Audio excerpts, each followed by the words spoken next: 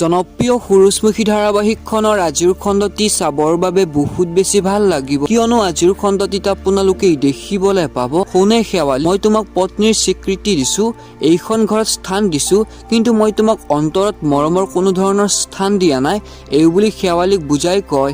আৰু শেৱালি তেতিয়া বহুত বেছি আৱেগিক হৈ পৰে। আৰু এইখিনি কথা কৈ থকাৰ অৱস্থাতে শেৱালি আৰু সোণক অনুস্মিতাই দেখে। আৰু তেতিয়া অনুস্মিতাই শেৱালিক, মই ভাবিছিলো সোণে তোমাক বহুত বেছি সন্মান কৰে, বহুত মৰম কৰে, কিন্তু মই ভবা ধৰণে একোৱেই নহয়, সোণে তোমাক মৰমো নকৰে আৰু মই ভবাৰ বিপৰীত, এই বুলি শেৱালিক কয়। আনফালে আপোনালোকে দেখিবলৈ পাব অনুস্মিতাই পৰীক আমাক যে জীৱনে খেল খেলি আছে, কিন্তু সঁচা ভাল পোৱাৰ কেতিয়াও পৰাজয় নহয়, এই কথাটো ভালকৈ বুজায়। বন্ধু বান্ধৱীসকল, গতিকে আজিৰ সম্পূৰ্ণ খণ্ডটি চাবৰ বাবে বহুত বেছি ভাল লাগিব।